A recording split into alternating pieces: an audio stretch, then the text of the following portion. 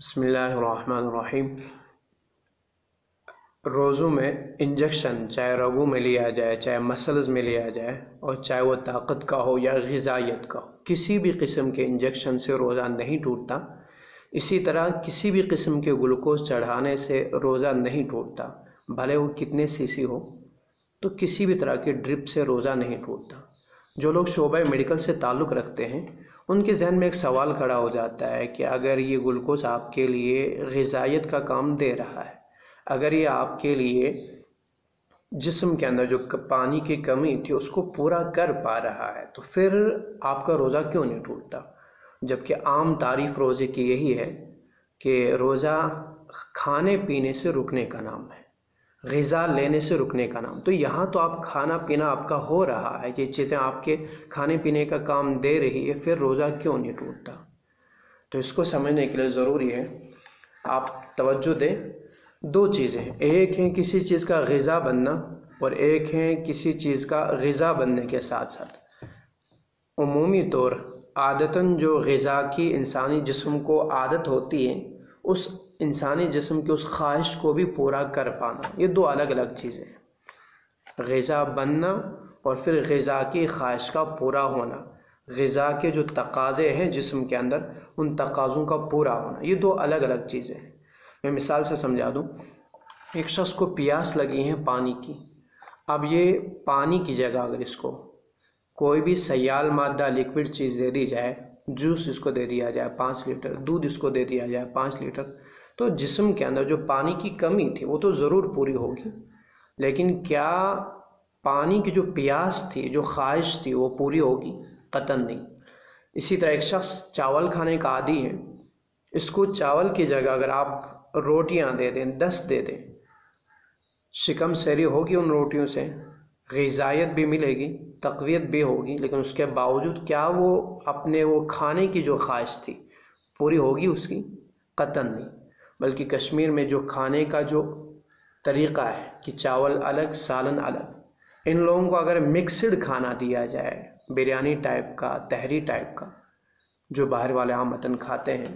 تو یہ 1-2 دن اسے کھا لیں گے، لیکن اگر ان کو لگاتار دیا جائے تو یہ بھی اس سے اپنے جسم کے اندر کمزوری محسوس کریں گے، اور اپنے وہ جو مخصوص طریقہ ہے ان کا چاول کھانے کا، ان کی وہ والی خواہش قطعاً اس سے پوری نہیں ہوگی۔ تو پتہ چلا کسی چیز کا غذا بننا الگ چیز ہے، اور غذائیت کی خواہش اور جسمانی تقاضوں کا پھر پورا ہونا، یہ دو الگ الگ چیزیں ہیں۔ اور آسان سمجھیں، ایک بچہ ہے، 2-2.5 سال تک ماں کا دودھ اس کے لیے غذا بنتا ہے، لیکن 2.5 سال کے بعد اگر آپ اس کو کوئی اور دوسری غذا نہ دیں، صرف ماں کا دودھ ہی دیتے رہیں، جائز ناجائز اپنی چیز الگ جگہ ہے، لیکن اگر آپ یہی دیتے رہیں گے تو یہ ماں کا دودھ اب اس کے لیے غذائیت کا کام قطعاً نہیں کر سکتا ہے۔ یہ بچہ دن بدن کمزوری کا شکار ہوگا،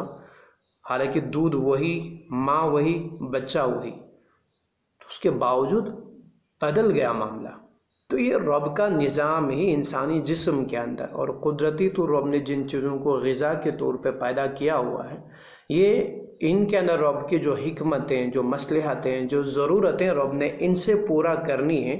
وہ ایک عام انسان کے ذہن میں آ جائے، سمجھ میں کوئی ضروری چیز نہیں ہے۔ یہی تو ہمارے رب کا کمال ہے کہ جسم کے اندر آپ نیچرل طریقے پہ جو غذا لیں گے اور جو قدرتی غذا ہے اس کو لیں گے، اس سے جو آپ کے جسمانی تقاضے پورے ہوں گے، آپ کے وہ نفسیاتی تقاضے پورے ہوں گے، وہ آپ کو کسی دوسری غذا سے قطعاً پیدا نہیں ہوں گے، مصنوعی غذا سے۔ یہی رب خالق و مخلوق کا فرق ہے، یہی اصل پیدا کرنے والے اور نقل پیدا کرنے والوں کے مابین بڑا فرق ہے۔ گویا روزہ صرف غذا لینے کا نام نہیں، غذا لینے سے، غذا بننے سے نہیں ٹوٹتا، بلکہ غذا کے ساتھ ساتھ غذائیت کی خواہشات بھی اس سے پوری ہو جاتی ہیں، اس سے روزہ ٹوٹتا ہے۔ تو جو چیزیں آپ لے رہے ہیں، گلوکوز، تو اس کے اندر غذائیت تو ہے، لیکن قدرتی طور چونکہ غذا نہیں، لہذا غذائیت کی جو خواہش ہے، غذا کے جو جسم کے اندر جو فوائد ہے، وہ فوائد اس سے حاصل نہیں ہوتے ہیں، وہ خواہش پوری نہیں ہوتی ہے، اس بنا پہ شدت سے بھوک اس کے باوجود محسوس وہ کرتا ہے، تو لہذا اس سے روزہ نہیں ٹوٹے گا۔ دو بہت بڑے بزرگ ہیں، امام رازی علیہ رحمہ، امام غزالی علیہ رحمہ اور حضرت مولانا اشرف علی تھانوی صاحب۔ ایک صاحب اس بات کے قائل کہ ایک شخص اگر روزہ اور افطاری کو بہت پیٹ بھر کر کے کھا لے، اتنا کہ دن میں بھوک محسوس نہ کرے، وہ کہتے ہیں اس کا روزہ ہی نہیں، دن میں اس کو خواہش ہی پیدا نہیں ہوئی، تو خواہش کو دبانا نہیں ہوا، مشقت اٹھانا نہیں ہوا، تو روزہ کس نام کا؟ دوسرے بزرگ کہتے ہیں نہیں، آپ بھلے سحری اور افطاری میں جتنا بھی کھا لیں اور جتنا بھی عمدہ کھا لیں، چونکہ آپ کو جو دوپہر میں کھانے کی جو اپنی ایک خاص عادت ہے، چائے کا جو خاص ٹائم ہے، اس ٹائم پر اگر آپ کو نہیں ملتا ہے تو آپ کا جسم یقیناً اس وقت مشقت محسوس کرے گا، آپ کا جسم یقیناً اس وقت بھوک محسوس کرے گا، لہذا بھوک ہو رہی ہے، خواہش ہو رہی ہے، اس کو دبانا پایا جا رہا ہے، تو لہذا وہ کہتے ہیں یہ روزہ ہے۔ تو پتہ چلا روزہ صرف غذا لینے کا نام نہیں، غذا سے رکنے کا نام نہیں، بلکہ غذا کی جو خواہش ہوتی ہے، روزہ اصل اپنے جسمانی اور ذہنی خواہشات کو دبانے کا نام ہے۔ کھانے پینے کے جو خواہشات ہیں اور اسی طرح جماع کے جو خواہشات ہیں، ان کو مخصوص طریقے پر نہ کرنے کا، پورا نہ کرنے کا نام، مخصوص طریقے پر روکنے کا نام ہی روزہ ہے۔ تو نتیجتاً خلاصہ یہی کہ کسی چیز کا غذا بننا الگ چیز ہے، اور پھر اس چیز سے غذائیت کے فوائد اور غذائیت کے جو تقاضے جسم کے اندر ہوتے ہیں، ان کا پورا ہونا، یہ دو الگ الگ چیزیں ہیں۔ لہٰذا گلوکوز وغیرہ،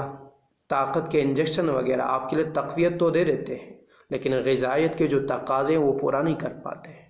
یا اسی طرح حقیقی جو جزوی طور یہ آپ کے لیے غذا تو بن سکتے ہیں، لیکن دائمی اور کلی طور یہ غذائیت کا فائدہ قطعاً نہیں دیتے۔ اگر واقعتاً یہ غذائیت کا فائدہ کلی طور دے رہے ہوتے تو پھر پورے سال آپ لے لیں، گلوکوز دیکھ لیں، آپ کوئی اور غذا نہ لیں تو آپ شکار ہو جائیں گے بیماریوں کے، آپ شکار ہو جائیں گے کمزوری کے، آپ کا جسم دن بدن کمزوری محسوس کرے گا کہ آپ کے جسم کو جو خواہش، یہ خواہش انسان سمجھ نہیں سکتا، یہ اندرونی ایک ایسی چیز کا نام ہے، رب نے ایک ایسی بھوک رکھی ہے جو نیچرل طریقے پہ لینے سے اور نیچرل غذا لینے سے ہی پوری ہوتی ہے۔ آپ اس کے علاوہ جس طرح سے بھی لے لیں گے، جو بھی مصنوعی غذا لیں گے، اس سے آپ کی وقتی طور خواہش تو پوری وقتی طور غذا تو بن سکتی ہیں، لیکن غذائیت کے جو فوائد، جو مصلحتیں رب نے رکھی ہیں،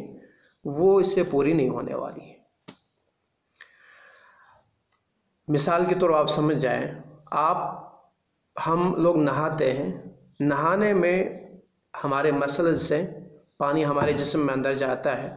جسم تراوٹ بھی محسوس کرتا ہے، اندرون میں تازگی بھی پیدا ہو جاتی ہے، کسی حد تک پانی کی مقدار بھی پوری ہو جاتی ہے۔ خدا آپ علیہ السلام کا روزے میں اپنے سر پر گھیلا پانی ٹپکتا ہوا کپڑا رکھنا بھی ثابت ہے، تو اس کے باوجود روزہ نہیں ٹوٹ رہا ہے، حالانکہ پانی اندر جا رہا ہے مسلز کے ذریعے سے، آپ کے مساموں کے ذریعے سے پانی جا رہا ہے، تراوٹ آپ محسوس کر رہے ہیں، آپ تازگی محسوس کر رہے ہیں، اس کے باوجود نہیں ٹوٹ رہا ہے، تو پتہ چلا تازگی محسوس ہونا، طاقت کا حاصل ہو جانا، اسی طرح کسی چیز کا غذائیت کی حد تک کام دے دینا، یہ کافی نہیں ہے، بلکہ غذا کے جتنے بھی فوائد ہیں، خاص کر غذائیت کی خواہش کو مٹا دینا، انسانی جسم کے اس خواہش کے تقاضے کا پورا ہو جانا، یہ ایک نیچرل طریقے پہ جو غذا ہوگی اور جو قدرتی غذا ہوگی اسی سے ہو سکتا ہے، مصنوعی غذا سے نہیں ہو سکتا ہے۔ تو ایک چیز یہ تھی کہ غذائیت کافی نہیں، غذائیت کے ساتھ ساتھ اس کے اندر غذائیت کی خواہش، غذائیت کے تقاضے بھی پورے ہوں تو روزہ ٹوٹے گا، جو گلوکوز اور انجیکشن وغیرہ کے اندر نہیں۔ دوسری چیز یاد رکھیں، جیسا فقہاء نے صراحت بھی کر دی ہے، انما المفطر الداخل من المنافذ، کہ روزہ جو ٹوٹتا ہے وہ صرف منفذ جو ایک ڈائریکٹ معدے تک جو راستہ جاتا ہو، جیسے ہمارے یہ منہ کی نلی ہے، ناک سے جو پانی دوائی ڈالیں تو وہ حلق تک آ جاتا ہے اور اب نے ایک سوراخ رکھا ہو، اس سے ڈائریکٹ نیچے تک جاتا ہے، یا خدا نخواستہ کسی کے جسم میں یہاں پر زخم لگا ہے پیٹ کے اندر، اور وہ زخم اس کا اثر اندر تک ہو، اس طرح کا سوراخ کہ وہاں پہ دوائی ڈالنے سے سیدھے اندر چلی جائے دوائی معدے تک، تو یہ جو چیز منفذ ہے، یا اسی طرح رب نے جو پاکھانے کا راستہ رکھا ہے اس کا ڈائریکٹ اندر تک معدے تک واسطہ ہے، تو ان جگہوں سے جو ڈائریکٹلی اندر معدے تک چیزیں پہنچ جاتی ہیں تو وہی چیزیں غذائیت کا اور اصلاح بدن کا کلی طور اور دائمی طور فائدہ دے سکتی ہیں۔ اسی بنا پہ وہی چیز حقیقت میں غذا کہلاتی ہیں، ان سے روزہ ٹوٹتا ہے۔ آپ جو وینز سے آپ لے لیتے ہیں، مسئلے سے لیتے ہیں، ان میں وہ چیز نہیں پاتے۔ تو جو رب نے نیچرل طریقے رکھے ہیں، نیچرل راستے رکھے ہیں، منہ ہے، اور یا جو ایسا سوراخ ہو جو ڈائریکٹ آپ کے منہ سے جانے والی چیز کو آپ کے معدے تک، آپ کے دماغ تک پہنچائے،